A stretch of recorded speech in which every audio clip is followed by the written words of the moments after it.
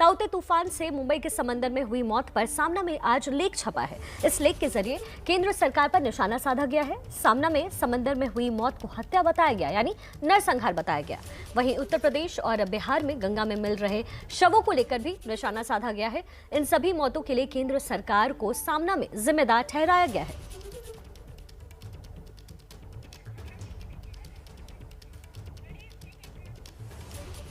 आपको ये समझना जरूरी है कि सामना में आखिर लिखा क्या गया है। आप समझिए, उत्तर प्रदेश बिहार की गंगा से मुंबई के समंदर तक तैरने वाले सैकड़ों शवों की आंतरिक मौत झकझोरने वाली है, ये लिखा गया संपादकीय में।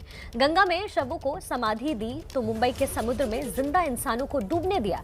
ये प्रकृति का प्रकोप ना होकर मनुष्यवध ही तो है। इस हादसे की जिम्मेदारी ताउते तूफान पर नहीं डाली जा सकती। साथ ही लिखा गया कि तूफान का पूर्वानुमान होने के बावजूद जो सोए रहे वही तो अपराधी हैं, उन्हें सजा मिलनी ही चाहिए।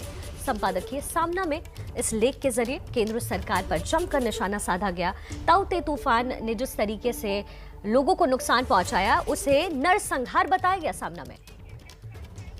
हमारे साथ इस वक्त मृत्युंजय सिंह जुड़ रहे हैं मुंबई से।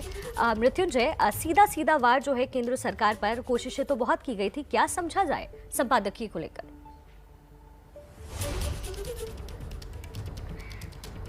शिखा, देखिए, ये शिवसेना के मुखपत्र सामना अखबार में जो संपादकीय छपा है, इसके हमें 3 पहलुओं को देखना होगा। एक पहला पहलू जो है वो बाढ़ हादसे को लेकर है, जिस पर सवाल खड़े किए गए हैं। तो कहीं ना कहीं ये वाजिब सवाल है कि क्या ओएनजीसी, एफकॉन इनकी जिम्मेदारी नहीं बनती? जब पूरे देश को पता था तूफान आने वाला है, एक बड़ी घटना हो सकती है, पर ऐसे एहतियातन कदम क्यों नहीं उठाए गए? एक कर्मचारियों की सुरक्षा को सुनिश्चित क्यों नहीं किया? ये तो पहली बात है सामना संपादकीय में, जो कि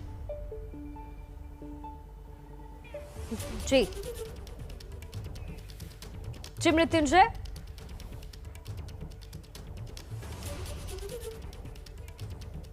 इस वक्त मृत्युंजय सिंह से हमारा संपर्क टूट गया है, जो ओएनजीसी को लेकर के जानकारी दे रहे थे। और जैसे संपादकीय में लेख छपा, लेख में सीधा केंद्र को निशाना बनाया गया। साथ ही यूपी में और बिहार में जो मौतें हो रही है और साथ ही प्रवाहित की जा रही हैं लाशें, उनको लेकर के भी निशाना साधा गया। और देखिए क्या लिखा गया है, ये आप तस्वीर इस वक्त देख रहे हैं संपादकीय सामना का। और क्या लिखा गया है, उत्तर प्रदेश बिहार की गंगा से मुंबई के समंदर तक तैरने वाले सैकड़ों शवों की आंतरिक मौत झकझोरने वाली है। आगे लिखा गया, गंगा में शवों को समाधि दी तो मुंबई के समुद्र में जिंदा इंसानों को डूबने दिया। इस तरीके से सामना में केंद्र सरकार पर निशाना साधा गया। मृत्युंजय सिंह एक बार फिर से हमारे साथ जुड़ गए हैं। मृत्युंजय, आप 3 पॉइंट्स को आप अभी इस वक्त बता रहे थे, आप क्या कह रहे थे, वापस बोलिए।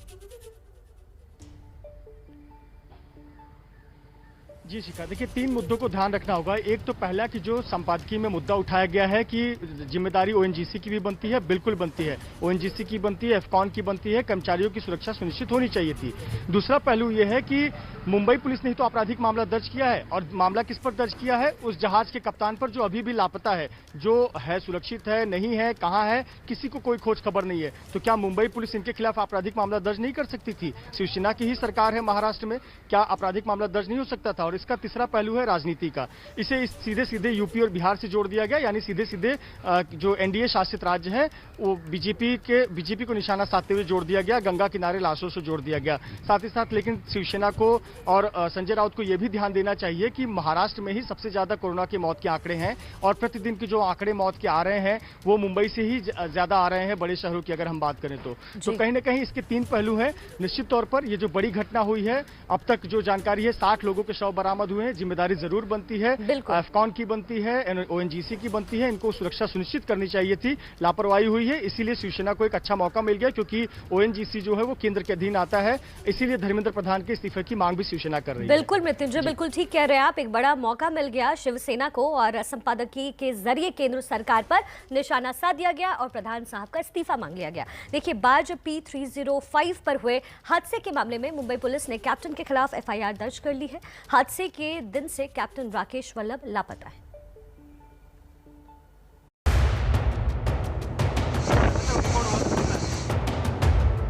अरब सागर में 4 दिन पहले P305 बार्ज के डूबने के हादसे में 2 और लोगों के शव बरामद हुए हैं और मरने वालों की संख्या अब 51 हो गई है। 24 लोग अब भी लापता हैं, जिनकी तलाश में नौसेना और कोस्ट गार्ड के जवान लगातार रेस्क्यू ऑपरेशन चला रहे हैं।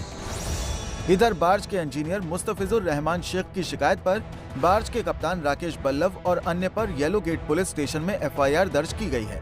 आरोप है कि मौसम विभाग की चेतावनी के बाद भी राकेश बल्लभ ने बार्ज कर्मचारियों की जान खतरे में डाली। कप्तान पर एफआईआर दर्ज कर लेने से यह मामला ठंडा हो जाएगा? क्या जिम्मेदारी उन लोगों की नहीं बनती जिनके लिए ये सभी कार्यरत थे? हम बात कर रहे हैं एफकॉन कंपनी की।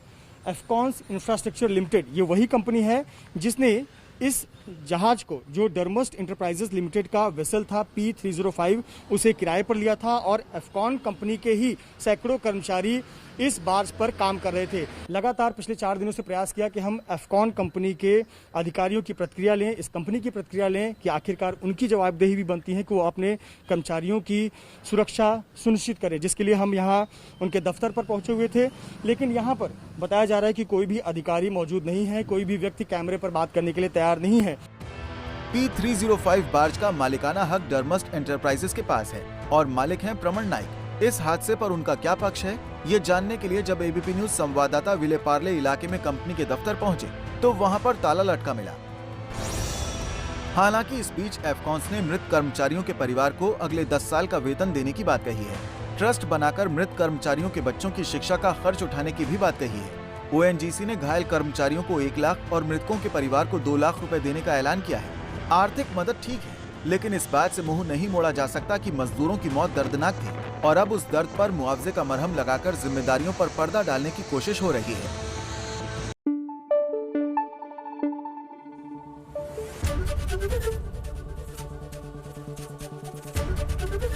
एबीपी न्यूज आपको रखे आगे।